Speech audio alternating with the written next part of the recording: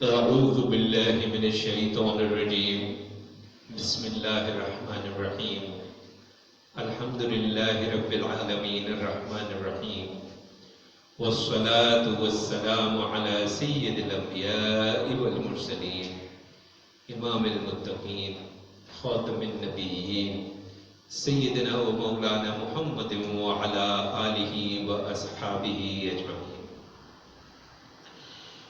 ماہ رجب ہم آپ سب جانتے ہیں کہ اس میں یوم امیر المؤمنین حضرت علی المرتضی رضی اللہ تعالی عنہ،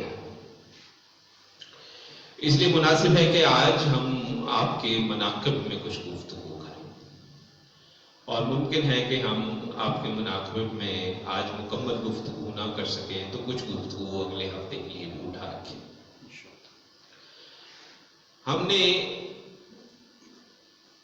حضرت صلی اللہ علیہ وسلم کے معاملے میں، صحابہ کرام رضوان اللہ تعالی علیہم اجمعین کے معاملے میں، ائمہ ہمارے، بزرگان دین ہمارے، محدثین، محققین، فقہاء، ہم نے ان سب کے ساتھ بے تحاشا جھوٹے واقعات، جھوٹی روایات جوڑی، اور وہ ہماری کوتاہی کی وجہ سے ہماری کتابوں کا حصہ بن گئی ہے۔ بے تحاشا حدیث جو ہمارے ائمہ نے صاف کہا تھا کہ جھوٹی ہیں، بے تحاشا واقعات سیرت النبی صلی اللہ علیہ وسلم جو ہمارے ائمہ نے ہمیں بتایا ہے کہ جھوٹے ہیں، لیکن ہم نے نہ صرف یہ کہ ان کو اپنی کتابوں سے نکالا نہیں، بلکہ صدیوں میں یہ معاملہ بڑھتا چلا جا رہا ہے۔ تو حضرت علی رضی اللہ تعالیٰ عنہ سے بھی بے تحاشا باتیں منسوب ہیں، اس لیے ہم نے فیصلہ کیا کہ ہم حضرت علی رضی اللہ عنہ کے مناقب میں جو کتاب امام نسائی رحمۃ اللہ علیہ نے لکھی ہے اس میں سے روایات پیش کریں گے۔ ایک چیز ذہن میں رکھیں، ہم آپ سب جانتے ہیں ہمارا اصطلاح استعمال ہوتی ہے صحاح ستہ، کہ جی 6 صحیح ترین حدیث کی کتابیں جو ہمارے یہاں درس نظامی میں بھی پڑھائی جاتی ہیں۔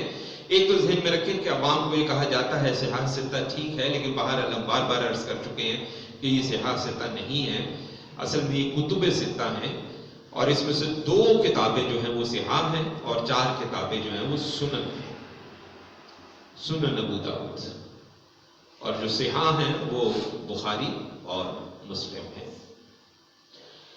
صحاح کا مطلب ہم صحیح اور معنوں میں لیتے ہیں، یہ ان معنوں میں نہیں ہے۔ علوم الحدیث کے لوگ، ہمارے علماء اس بات کو بہت اچھی طرح سے جانتے ہیں۔ امام نسائی رحمۃ اللہ علیہ کی ایک کتاب ان صحاح ستہ میں یا کتب ستہ میں شامل ہے، سنن نسائی، اور ہمارے یہاں پڑھائی بھی جاتی درس نظامی کے اندر، اور ہر مکتبہ فکر میں پڑھائی جاتی ہے۔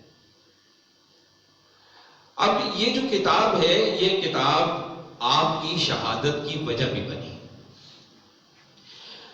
حقیقت یہ ہے کہ جو بیج ناسبیت کا بنو امیہ نے بویا تھا وہ آج تک چل رہا ہے اور دوبارہ سے پھل پھول رہا ہے۔ ناسبیت سے مراد ہماری، ہم نے پچھلی نشست میں بھی تذکرہ کیا تھا ناسبیت کا، ہم نے کہا تھا کہ ہم محبت امن کا پیغام دیتے ہیں، لیکن جہاں ناسبیت آئے گی یا جہاں پہ رافضیت آئے گی، اس طرح ہم نے کہا تھا، اور ختم نبوت آئے گا اور اس طرح کے معاملات پہ ہم نے کہا تھا اس پہ ہم کھڑے ہو جاتے ہیں، اس پہ کوئی کمپرومائز نہیں ہے۔ ہاں یہ ہے کہ ہم بڑے اچھے طریقے سے گفتگو کرتے ہیں اور بتاتے ہیں کہ کیا درست ہے اور کیا غلط ہے۔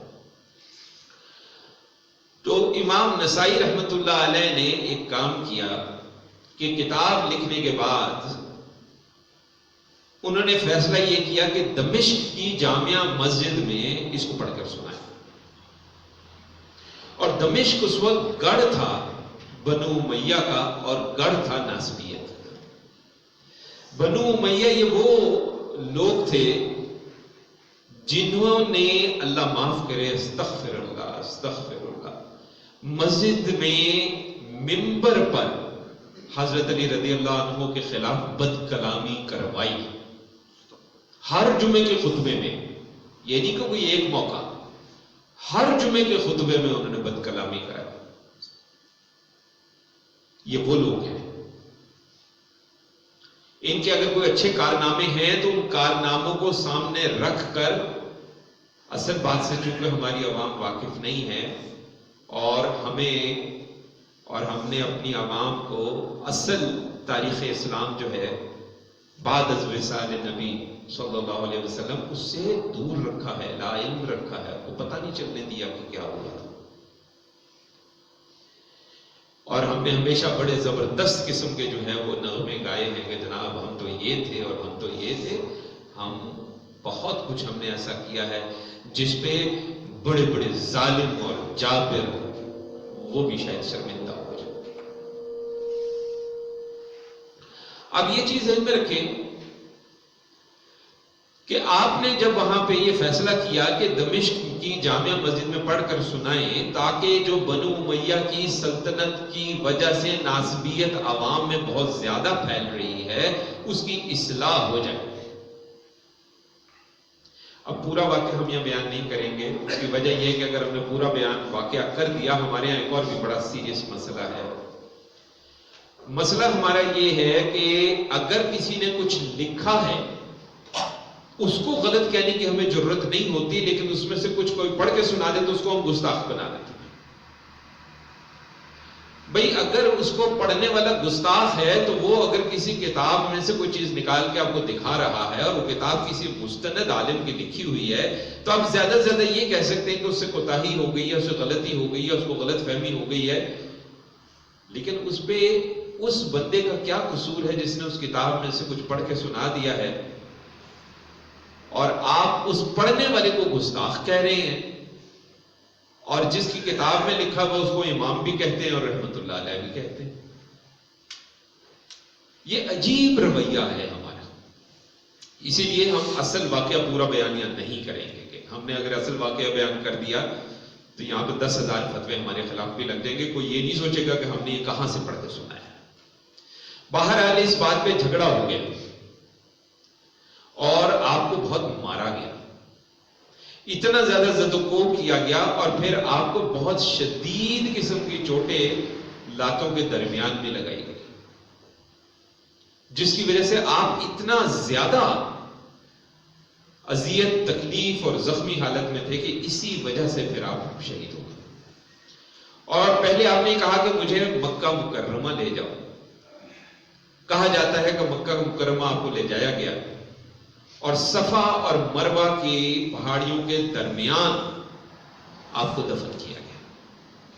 واللہ عالم کہ دفن کی وہی جگہ ہے یا نہیں ہے، لیکن اس بات سے تو کوئی اختلاف رائے نہیں ہے کہ آپ کو مکہ مکرمہ لے جایا گیا اور وہیں پہ آپ کا وصال ہوا اور وہیں پہ آپ مدفون ہیں. امام نسائی رحمت اللہ علیہ، جن کی کتاب ہمارے یہاں کتب ستہ کے اندر شامل. اچھا، اب امام نسائی نے یہ جو کتاب لکھی اس کے اندر آپ نے احادیث اور حضرت علی رضی اللہ عنہ کے اپنے اقوال اور کئی اور صحابہ جو ہیں ان کے اقوال اس میں آپ نے درج کیے ہیں. ہاں یہ درست ہے کہ اس میں صحیح بھی موجود ہے، حسن بھی موجود ہے، ضعیف بھی موجود ہے، اس میں کوئی شک نہیں ہے. لیکن یہ بھی صحیح ہے کہ ہمیں پتہ ہے کہ کیا صحیح ہے، کیا حسن ہے، کیا ضعیف ہے، ہم اس بات سے واقف ہیں. اور ہم لوگ ضعیف روایات کو فضائل میں بیان کرنا جائز سمجھتے ہیں. اس لیے ہم اس میں سے جو بھی گفتگو آج اور انشاءاللہ اگلی نشست میں ہوگی اس میں اگر کہیں کچھ ضعیف بھی ہے اور ہم بیان اس کو نہیں کریں کہ ضعیف ہے تو آپ یہ سمجھیں کہ یہ حجت بنانے والی باتیں نہیں ہیں. ہم فضائل میں ضعیف کو استعمال کرتے ہیں اور ہمیں اسی لیے اس کتاب میں سے ان چیزوں کو لے کر آ گئے. بہرحال یہ اس کے اندر جو کچھ لکھا ہے وہ سند کے ساتھ ہے، چاہے ذوف ہی کیوں نہ ہو. اسی لیے امام نسائی رحمت اللہ علیہ کو ہم تو کہتے ہیں کہ ان کے بارے میں ہمیں یہ کہنا چاہیے کہ وہ شہید حب اہل بیت ہیں، کیونکہ حضرت علی رضی اللہ عنہ کے مناقب آپ کے دفاع میں آپ کھڑے ہوئے اور اس کے نتیجے میں آپ شہید ہوئے. ہم اس کو بھی بہت بڑا مقام سمجھتے ہیں. اب اس میں جو روایات آپ نے پیش کی ہیں اس میں چند آج اور چند اگلی نشست. ایک روایت میں آپ فرماتے ہیں کہ حضرت علی رضی اللہ تعالی عنہ نے فرمایا کہ میں رسول اللہ صلی اللہ علیہ وسلم کے ساتھ نماز پڑھنے والا پہلا شخص ہوں۔ پھر اسی طرح ایک اور روایت میں، اس روایت کو میں پہلے عرض کر دوں کہ اس کی سند جو ہے وہ ضعیف ہے، اس کے متن پہ بھی کچھ اعتراض ہے، لیکن ہم فضائل میں استعمال کر رہے ہیں، اور اس سے کسی دوسرے کا مقام کم نہیں ہوتا، یہ ذہن میں رکھیں آپ۔ جب ہم کہتے ہیں کہ فلاں بہادر ہے تو یہ ضروری نہیں ہے کہ اگر کسی اور کو بہادر کہہ دیا جائے تو اس کا مطلب ہو کہ جو دوسرا ہے وہ بہادر نہیں۔ ہر شخص کی کوئی ایک یا دو یا تین صفات ہوتی ہیں جو اس کی وجہ شہرت بن جاتی ہے، اس سے کسی کا مقام پہ کوئی اثر نہیں پڑتا۔ ہمارا یہ بھی مسئلہ ہے، ہمارے ہاں کئی بار ایسا ہوا کہ محافل ذکر کا اہتمام ہوا تو ہم نے منقبت حضرت علی رضی اللہ تعالیٰ عنہ کی پڑھی۔ ایک دفعہ ہمیں ایک صاحب کی ای میل آ گئی لندن سے، کہنے لگے کہ آپ کی کبھی بھی کسی محفل میں ہم نے ابو بکر صدیق رضی اللہ تعالیٰ عنہ کی منقبت نہیں سنی، آپ ہمیشہ حضرت علی کی منقبت سناتے ہیں، آپ کا تعلق اہل سننا ہی سے ہے نا یا کسی اور سے؟ انا للہ و انا الیہ راجعون۔ یعنی حضرت علی رضی اللہ عنہ کی منقبت کو زیادہ بیان کرتے تو آپ کہتے تھے کہ جی شاید وہ سنی نہیں ہے۔ یہ تو ہمارا حال ہے۔ ان کو ہم نے سمجھایا کہ جناب اللہ کے فضل و کرم سے نسلاً ہم حضرت علی رضی اللہ عنہ کی اولاد ہیں، اور ہمارا جو روحانی شجرہ ہے وہ بھی حضرت علی رضی اللہ عنہ سے آتا ہے، اس لیے ہم ان کی منقبت پڑھتے ہیں۔ لیکن ان کی منقبت پڑھنے کا یہ مطلب تو نہیں ہے کہ آپ کہہ دیں کہ ہم حضرت ابو بکر کو نہیں مانتے، یہ تو بڑی زیادتی ہے۔ بلکہ ایک پروفیسر صاحب ہیں، اللہ تعالیٰ ان کی مغفرت فرمائے ان کو، کیونکہ انہوں نے بہت اچھے بھی کام کیے لیکن انہوں نے ایک بہت زیادتی بھی کی۔ ایک بہت بڑے اللہ کے ولی ہیں، ہم نام نہیں لیں گے، نام لینے سے کئی بار پھر آپ کو پتہ فتنے پیدا ہوتے ہیں۔ انہوں نے کہہ دیا کہ یہ بندہ جو ہے نا یہ اسماعیلی ہے۔ وجہ کیا بتائی کہ جی انہوں نے جتنا کلام لکھا ہے اس میں صرف حضرت علی کی منقبت ہے، ابو بکر عمر عثمان رضوان اللہ تعالیٰ علیہ مجمعین کی اس نے چونکہ منقبت نہیں لکھی، جتنا مرضی بڑا آپ اس کو ولی مانتے، میں کہتا ہوں یہ اسماعیلی ہے۔ انا للہ و انا الیہ راجعون۔ بولا تو بات ہے کہ ان کی کتاب میں سے تینوں کی منقبت میں آپ کو نکال کے دکھا دیتا ہوں۔ اب وہ یہ ٹھیک ہے کہ انہوں نے ایک ایک منقبت ان کی شان میں لکھی، اور علی رضی اللہ عنہ کی شان میں انہوں نے شاید 100 منقبتیں لکھ دی، اس کا مطلب نہیں ہے کہ کسی کی ہم یہ اس طریقے سے الزام لگا دیں کہ جناب فلاں فلاں ہے۔ تو یہ جو روایت ہے اس میں الفاظ یہ ہیں کہ میں اللہ کا بندہ، رسول اللہ صلی اللہ علیہ وسلم کا بھائی ہوں، اور میں صدیق اکبر ہوں۔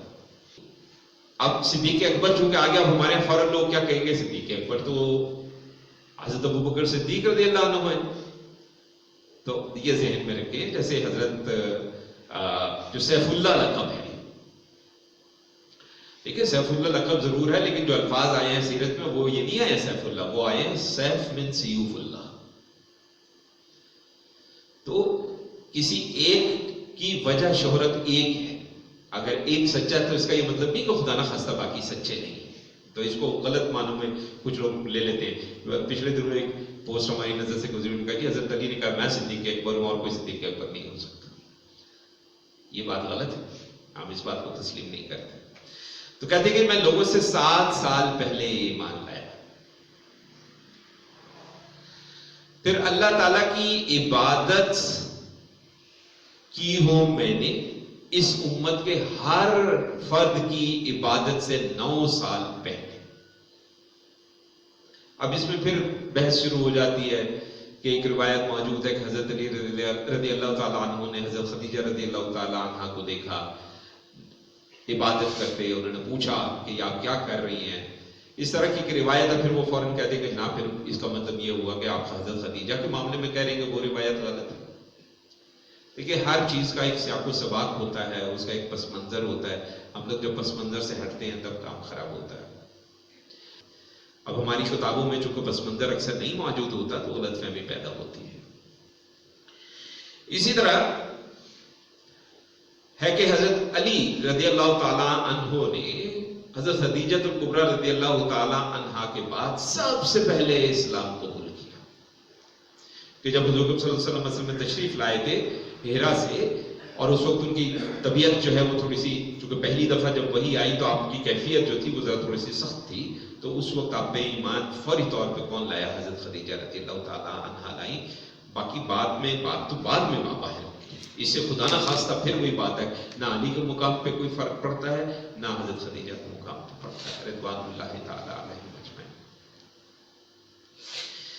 پھر کہتے ہیں کہ حضرت صلی اللہ علیہ وسلم نے حضرت علی رضی اللہ عنہ کا ہاتھ پکڑا اور خطبہ ارشاد فرمایا اور حمد و ثنا کی، اور اس کے بعد کہا ہے لوگوں میں تمہارا ولی ہوں. لوگوں نے کہا یا رسول اللہ صلی اللہ علیہ وسلم آپ درست فرما رہے ہیں. پھر آپ نے حضرت علی رضی اللہ تعالیٰ عنہ کا ہاتھ پکڑ کر بلند کیا اور فرمایا یہ میرا ولی ہے اور میری طرف سے یہ میرا قرض ادا کرے گا. جو اس سے دوستی رکھے گا میں اس کا دوست ہوں گا، اور جو اس سے دشمنی رکھے گا میں اس کا دشمن ہوں گا. ناسبیت کے حق میں بات کرنے والوں کو یہ الفاظ یاد رکھنے چاہیے. علی سے دشمنی کا نتیجہ نبی کریم صلی اللہ علیہ وسلم اس شخص کو اپنا دشمن سمجھتے ہیں. پھر حضرت علی نے ایک دفعہ ہوا یہ کہ ایک غزوہ پہ تشریف لے گئے تو حضرت علی رضی اللہ تعالیٰ عنہ کو پیچھے چھوڑ دیا عورتوں اور بچوں کے لیے. اب حضرت علی حیدر کرار، آپ نے اس بات کو تھوڑا محسوس کیا تو آپ نے فرمایا حضرت صلی اللہ علیہ وسلم سے کہ یا رسول اللہ صلی اللہ علیہ وسلم آپ مجھے عورتوں اور بچوں کے پیچھے چھوڑے ہوئے جا رہے ہیں. تو حضرت صلی اللہ علیہ وسلم نے فرمایا علی کیا تم اس بات پر خوش نہیں ہو کہ تم مجھے ایسے ہی ہو جیسے موسیٰ کو ہارون تھے، لیکن میرے بعد کوئی نبی نہیں ہے. کیونکہ حضرت ہارون بھی نبی تھے، حضرت موسیٰ بھی نبی تھے علیہ السلام. یہ کہ حضرت موسیٰ جو ہے ان کے پاس شریعت تھی، حضرت ہارون کے پاس شریعت نہیں تھی. حضرت ہارون حضرت موسیٰ کی شریعت پر قائم تھے. تو ایک طرف تو مقام بتا دیا علی کا کہ مقام وہ ہے جیسے موسیٰ اور ہارون ویسے رسول اللہ صلی اللہ علیہ وسلم اور علی، اور دوسری طرف ساتھ یہ بھی کہہ دیا کہ میرے بعد کوئی نبی نہیں ہے. کہیں یہ نہ ہو، مقصد کیا ہوا کہ اس جملے سے کہیں یہ نہ ہو کہ لوگ جو ہے حضرت علی رضی اللہ عنہ کو بھی نبوت کے ساتھ جوڑ دیں. پھر اسی طریقے سے قرآن مجید کی جو آیت جس میں اہل بیت کی تطہیر کا تذکرہ ہے، جب وہ نازل ہوئی تو حضرت صلی اللہ علیہ وسلم نے حضرت علی رضی اللہ تعالیٰ عنہ، حضرت فاطمہ رضوان اللہ تعالیٰ علیہ مجمعین اور حسنین کریمین حسن و حسین رضوان اللہ تعالیٰ علیہ مجمعین کو بلایا اور فرمایا کہ یا اللہ یہ میرے اہل بیت ہیں. اب یہ سب یا احادیث ہیں یا اقوال صحابہ ہیں. پھر حضرت صلی اللہ علیہ وسلم نے فرمایا کہ جس کا میں مولا ہوں اس کا علی مولا ہے. اچھا اس پہ بھی ایک بڑی دلچسپ بات ہے، جب کوئی مولا علی کہہ دے تو بھی کام بڑا خراب ہو جاتا ہے ہمارے یہاں. اور کوئی یہ نہیں سوچتا کہ مسجد کے امام کو ہر کوئی مولانا مولانا کہتا پھرتا. مولانا کا مطلب کیا؟ میرا مولا. تو مسجد کا امام مولا ہو سکتا ہے، علی مولا نہیں ہو سکتا، پہلی بات. دوسری بات لفظ مولا، دیکھیں ہمارا ایک یہ بھی مسئلہ ہے کہ جو لفظ عربی میں ہے اور اگر وہی لفظ اردو میں ہے تو ہم سمجھتے ہیں اس کا ایک ہی مطلب ہے. ہمارے یہاں جیسے پنجابی میں مولا عام طور پہ پروردگار کے لیے استعمال ہوتا ہے، تو لوگ سمجھتے ہیں کہ شاید مولا علی کا مطلب خدا نخواستہ یہ لیا جا رہا ہے. عربی میں مولا کے کئی معنی ہیں. مولا سچے عزیز بے غرض دوست کو بھی کہتے ہیں، مولا آقا کو بھی کہتے ہیں، مولا آزاد کردہ غلام کو بھی کہتے ہیں. مولا کے کئی معنی ہیں. اس کا مطلب خدا نخواستہ ہمیں پروردگار نہیں لینا. حضرت صلی اللہ علیہ وسلم کے قریب ترین آپ کے چچا زاد بھائی، آپ کے داماد، اور اتنی محبت کے کہہ دیا کہ جو آپ سے دشمنی کرے گا میں اس کا دشمن ہوں یا وہ مجھ سے دشمنی کرے گا. اب یہی معنی ہے ہمارے نزدیک ان الفاظ کا کہ جس کا میں مولا ہوں، علی بھی اسی کا مولا ہے۔ حضرت انس بن مالک رضی اللہ تعالیٰ عنہ سے روایت ہے کہ حضور صلی اللہ علیہ وسلم کے پاس ایک پرندہ تھا۔ پرندے آپ کو پتہ بھون کے کھائے بھی جاتے ہیں، ہمارے یہاں بھی چڑے کھاتے ہیں اور وہ بٹیر کھاتے ہیں اور اس طرح۔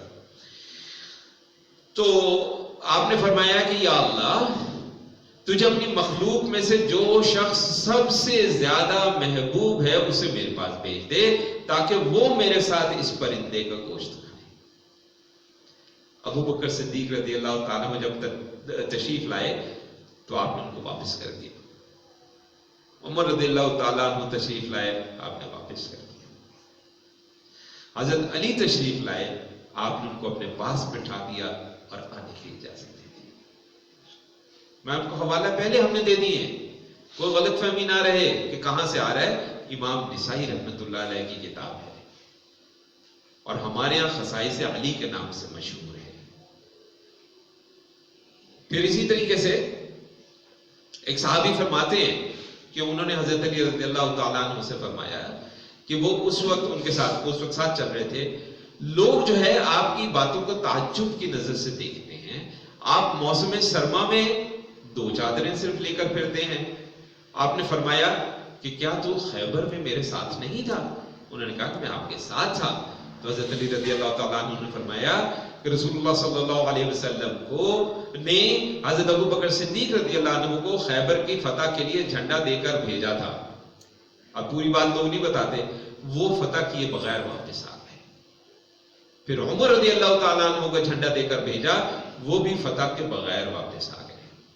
پھر رسول اللہ صلی اللہ علیہ وسلم نے فرمایا کہ میں اب اس شخص کو جھنڈا دوں گا جو اللہ اور اس کے رسول سے محبت کرتا ہے اور اللہ اور اس کا رسول بھی اس سے محبت کرتا ہے۔ اور پھر آپ نے میری طرف پیغام بھیجا۔ مجھے اس وقت آشوب چشم تھا، جو آنکھ میں تکلیف ہوتی ہے، آپ نے میری آنکھوں میں لعاب دہن ڈال کر بارگاہ الہی میں دعا کی کہ اے اللہ، علی کی گرمی اور سردی سے حفاظت فرما۔ تو حضرت علی رضی اللہ تعالیٰ عنہ فرماتے ہیں کہ اس کے بعد مجھے نہ کبھی گرمی کا احساس ہوا اور نہ کبھی سردی کا احساس ہوا۔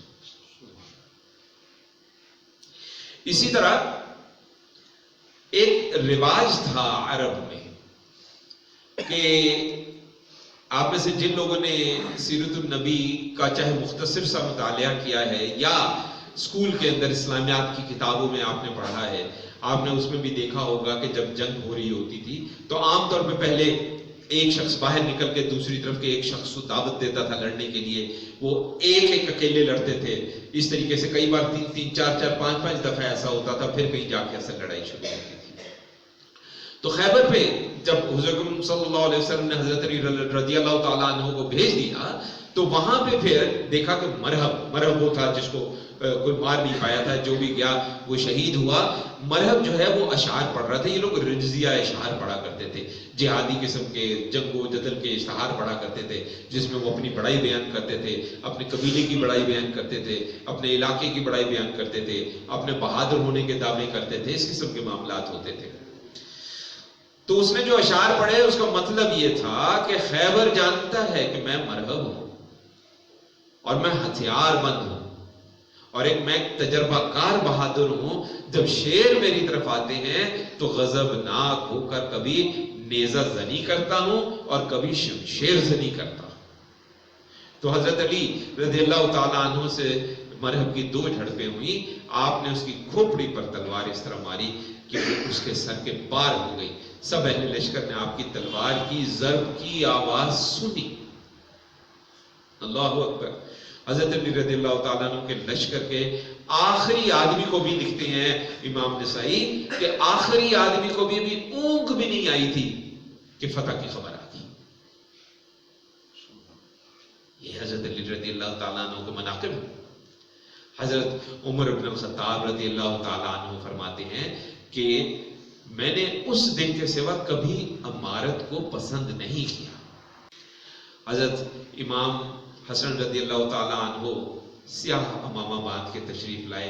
جب آپ کے والد گرامی حضرت علی رضی اللہ تعالیٰ عنہ شہید ہو گئے، آپ نے لوگوں کو جمع کیا اور فرمایا کہ گزشتہ روز تم لوگوں نے اس شخص کو شہید کیا ہے جس سے پہلے لوگ سبقت لے جا سکتے ہیں اور نہ ہی بعد میں آنے والا کوئی ان کے مقام کو پا سکتا ہے۔ امام حسن رضی اللہ تعالیٰ عنہ کے الفاظ۔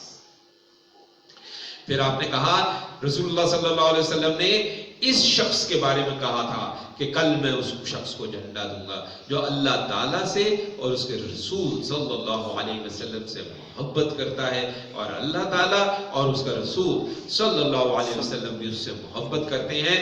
اور اب اس روایت میں مزید الفاظ ہیں، جبرائیل اس کے دائیں اور میکائیل اس کے بائیں لڑتے ہیں، اور پھر اس کا جھنڈا واپس نہیں آئے گا یہاں تک کہ اللہ اسے فتح یاب فرما دے۔ اس نے سوائے 900 درہم کے کچھ نہیں چھوڑا پیچھے، یعنی کل وراثت کتنی تھی حضرت علی رضی اللہ تعالیٰ عنہ کی؟